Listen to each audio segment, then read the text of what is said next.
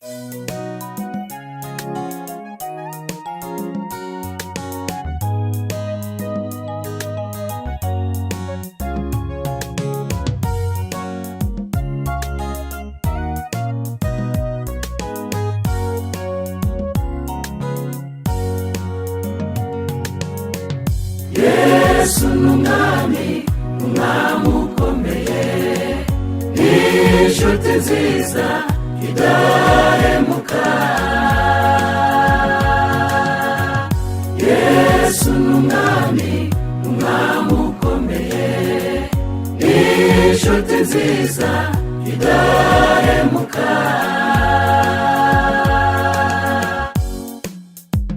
Nagendagenze mw'isi nabitegereje, nabonye abakomeye n'aboroheje, narebye no mu miryango y'aba bana bakundana, nta n'umwe wo mw'isi wasa na Yesu.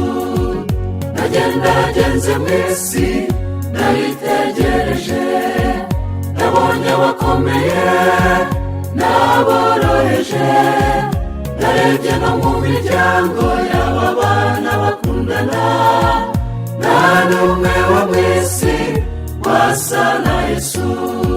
Yambereye inshuti nanjye sinzamuvaho, uwo Yesu ampa amahoro mu mutima menshi, yayandi ab'isi batazi.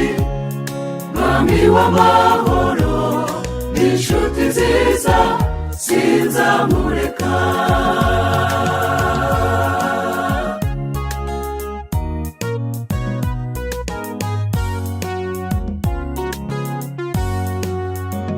Yesu umwami w'abami niwe uri ku ngoma, ndamuvoma ngehe bajya mumpuriza, akanongera ubugingo bwo mu mwuka nkabyibuha. Nta kintu cyananya n'umwami wanjye. Yesu umwami w'abami niwe uri ku ngoma, ndamuvoma ngehe bajya mumpuriza, akanongera ubugingo bwo mu mwuka nkabyibuha. Nta kintu cyananya n'umwami wanjye.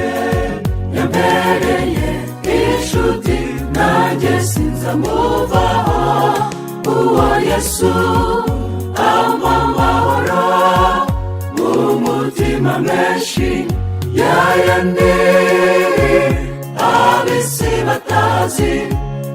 Mwami w'amahoro n'inshuti nziza sinzamureka.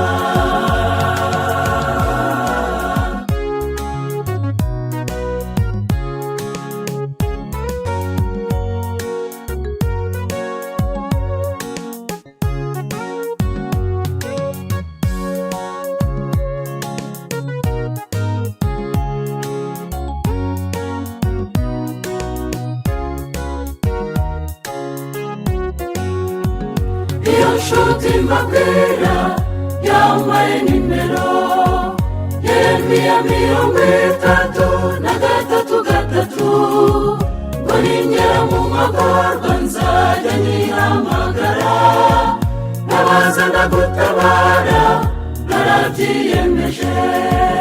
Iyo nshuti mbabwira yampaye nimero, Yeremiya 33:3, ngo ningera mu magorwa nzajya nyihamagara, nabaza ndagutabara narabyiyemeje.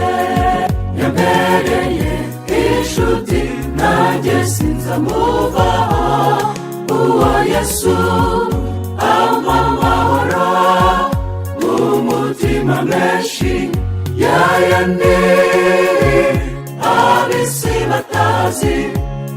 Mwami w'amahoro n'inshuti nziza sinzamureka. Sinzamureka, sinzamureka, sinzamureka. Yambereye yambereye inshuti nanjye sinzamuvaho. Uwo Yesu ampa amahoro mu mutima menshi, yayandi ab'isi batazi. Mwami w'amahoro, inshuti nziza sinzamuvaho.